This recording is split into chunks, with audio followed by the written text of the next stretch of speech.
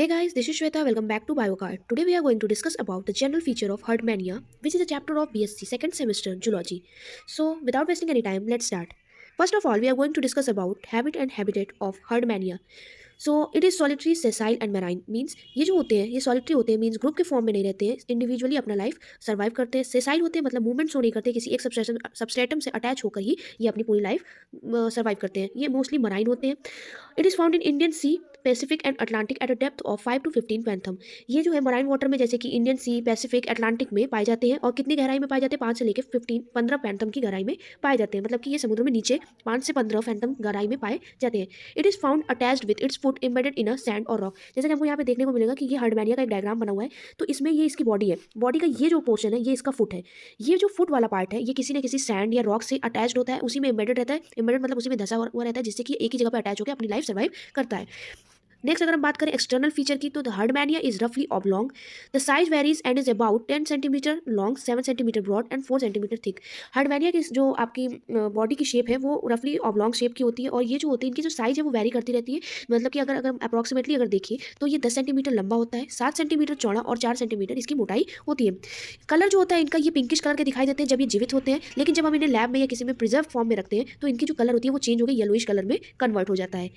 The body is differentiated in the body proper and foot ये जो हर्डमैनिया का हम डायग्राम देख रहे हैं तो इसकी जो पूरी बॉडी है वो दो भागों में डिफरेंशिएटेड होती है एक जो ये आपको ऊपर वाला भाग दिख रहा है ये है आपका बॉडी प्रॉपर और जो इसका नीचे वाला भाग है वो है हर्डमैनिया का फुट तो दो भागों में हर्डमैनिया की बॉडी डिवाइड रहती है फुट पे हमको बहुत सारे सब्सटेंस देखने को दिखाई दे रहे होंगे ये छोटे छोटे जो सब्सटेंस है ये जो है ये फॉरेन पार्टिकल्स होते हैं जैसे कि फॉरेन पार्टिकल्स में हो सकता है आपका पेबल्स हो जाए पत्थर हो जाए या सैंड का जो बालू के कण होते हैं या जो शेल होते हैं समुद्र में पाए जाते हैं उनके टुकड़े इस पर लगे हुए रहते हैं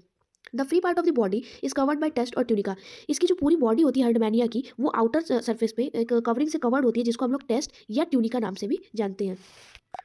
नेक्स्ट हम बात करें इसके एक्सटर्नल एनाटॉमी की तो हमें सबसे बाहर अगर देखें तो हमको इसके आउटर मोस्ट कवरिंग पे एक कट ऑफ कवरिंग मिलती है जिसे हम लोग ट्यूनिक या टेस्ट नाम से भी जानते हैं टेस्ट जो होता है वो आपका सॉफ्ट और लेदरी होता है मतलब कि चमड़े के जैसा होता है और सॉफ्ट होगा ये it is compose of a substance test बना किससे होता है ये एक ट्यूनिसीन नामक पदार्थ से बना हुआ होता है जिसमें 60% सेल्यूलोज पाया जाता है इसमें एक क्वेश्चन ये भी आता है कि कौन सा जो ऑर्गेनिज्म है जिसके पास सेल्यूलोज पाया जाता है तो हम जानते हैं कि सेल्यूलोज जो होता है वो सिर्फ प्लांट सेल में पाया जाता है लेकिन हर्डमैनिया एकमात्र ऐसा जीव है जिसकी बॉडी में सेल्यूलोज पाया जाता है तो आपका जो हर्डमैनिया का ट्यूनिक वाला पार्ट है जिसे हम लोग बोलते हैं ट्यूनिसिन नामक सब्सटेंस से बना होता है उसमें 60% सेल्यूलोज पाया जाता है इसके अलावा अगर हम देखें तो various type of cells fibres spicules are found in matrix बहुत से तरीके के सेल्स भी पाए जाते हैं इसके उसमें बॉडी में इसके अलावा फाइबर्स पाए जाते हैं स्पिक्यूल्स पाए जाते हैं स्पिक्यूल्स मतलब कांटे होते हैं जो इसके मैट्रिक्स में पाए जाएंगे मतलब टेस्ट में जो भी अगर हम टेस्ट को देखें तो उसमें जो लिक्विड मटेरियल होगा उसको हम मैट्रिक्स बोलेंगे और इसी मैट्रिक्स में सेल्स पाए जाएंगे फाइबर्स पाए जाएंगे और स्पिक्यूल्स पाए जाएंगे अब के कौन से टाइप्स के सेल पाए जाते हैं वो हम लोग डिस्कस कर लेते हैं तो सबसे पहले अगर हम देखें कॉर्पसल्स कौन से पाए जाते हैं लार्ज इओसिनोफिल हम लोग किसके लिए डिनोट करते हैं डब्ल्यूबीसी के लिए तो जो बड़े सेल्स होंगे उससे हम लोग लार्ज इओसिनोफिल कहेंगे कुछ हमको उसमें स्मॉल अमीबॉइड सेल्स देखने को मिलते हैं जो अमीबा शेप के होते हैं स्मॉल इओसिनोफिल सेल्स भी मिलते हैं देखने को छोटे डब्ल्यूबीसी वाले सेल्स इसके अलावा कुछ सेल्स ऐसे होंगे जिसमें वैक्यूल्स पाया जाएगा जिसे हम लोग वैक्यूलेटेड सेल्स कहते हैं इसके अलावा कुछ ग्रैन्युलर रिसेप्टर सेल्स होंगे ऐसे कुछ सेल्स होंगे जिसमें ग्रैन्यूल छोटे छोटे कण जैसे स्ट्रक्चर पाए जाएंगे इसलिए उसे हम लोग ग्रैन्युलर सेल्स कहते हैं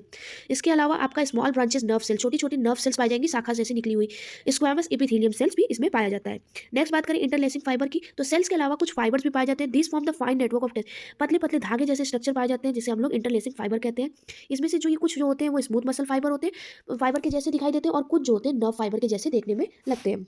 तो ये था हमारा दो चीज जो एक हो गया कॉर्पसल्स और दूसरा हो गया इंटरलेसिंग फाइबर नेक्स्ट हम बात करेंगे स्पिक्यूल्स की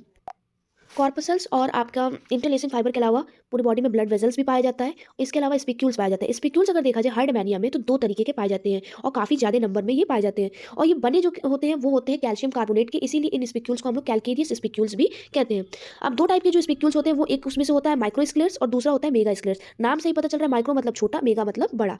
मेगा स्क्लेयर्स भी जो होते हैं उनकी शेप के अकॉर्डिंग ये दो भागों में बटे हुए हैं एक होता है पिपेट शेप और दूसरा होता है स्पिंडल शेप देखिए नीचे जैसे कि हम डायग्राम में देख सकते हैं माइक्रो स्क्लेयर्स जो होते हैं ये छोटे छोटे कांटे जैसे स्ट्रक्चर है इनको हम लोग बोलेंगे माइक्रो स्क्लेयर्स और यही पे ये जो बड़े बड़े स्ट्रक्चर है स्पिक्यूल्स के ये है हमारे मेगा स्क्लेयर्स जिसमें से ये जो आपका दिख रहा है ये आपका पिपेट शेप स्ट्रक्चर है पिपेट शेप मतलब साइड में दोनों तरफ से पतला रहेगा बीच में मोटापन रहेगा तो इस तरीके के स्ट्रक्चर को हम कहते हैं पिपेट शेप स्ट्रक्चर और दूसरा ये जो स्ट्रक्चर है पतली पतली पत्ती जैसा इसको हम लोग कहते हैं स्पिंडल शेप तो दो तरीके के इसमें मेगा स्क्लेयर्स होते हैं पिपेट शेप और स्पिंडल शेप और माइक्रो स्क्लेयर्स जो होते हैं वो छोटे होते हैं तो ये कुछ स्पिक्यूल्स हैं जो कि हर्डमैनिया की बॉडी में पाए जाते हैं फिर बात करें हम बॉडी वॉल की तो below the test there lies a thick muscular layer test में तो हमने देख लिया कि टेस्ट में मैट्रिक्स हुआ सेल्स हो गई अलग अलग टाइप्स की, इसके अलावा आपके ब्लड वेजल्स हो गए, इंटरलेसिंग फाइबर्स हो गए, स्पिक्यूल्स हो गए। उसके बाद टेस्ट से हटके हम टेस्ट का कवर हटाया जाए जब, तो फिर हम जो सेकंड लेयर देखने को मिलता है वो हमको एक मस्कुलर लेयर देखने को मिलता है हार्डमैनिया की बॉडी में, जो कि बहुत ही मोटा होता है, जिसे हम लोग मेंटल कहते हैं। It is composed of connective tissue and muscle fibre along with vacuolated and amoeboid cell. ये किससे बना हुआ होता है? कनेक्टिव टिश्यू से बना हुआ होता है, मसल फाइबर से बना होता है, इसके साथ साथ ही इसमें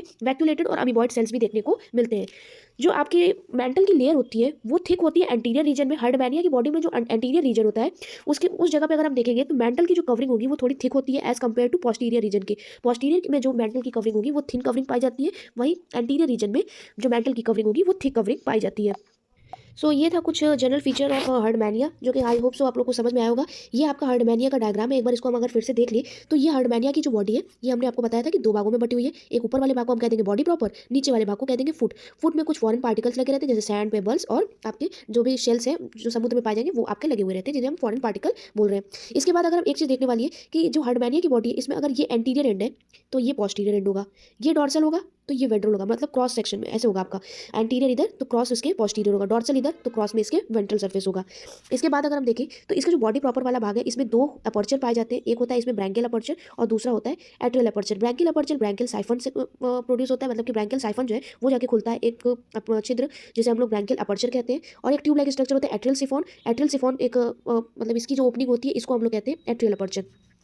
जो आपका हार्डमैनिया होता है इसको हम लोग सी स्क्विड नाम से भी जानते हैं, क्योंकि जब भी ये कभी मतलब जैसे मान लीजिए ये मरीन वाटर में है और ये इसके आसपास ये डिस्टर्बेंस फील करता है तो इसका जो एट्रियल अपर्चर है यहाँ से ये पानी को क्या करता है, जैसे स्क्विज करता है, मतलब कि इसमें से पानी निकालता है। जस्ट लाइक कि जैसे कि फाउंटेन होता है उसमें से पानी निकलता है, सेम वैसे ही। तो इसीलिए इसका उसी बेसिस पे इसका नाम जो है सी स्क्विड भी रखा गया है। तो ये थे कुछ जनरल फीचर ऑफ हार्डमैनिया।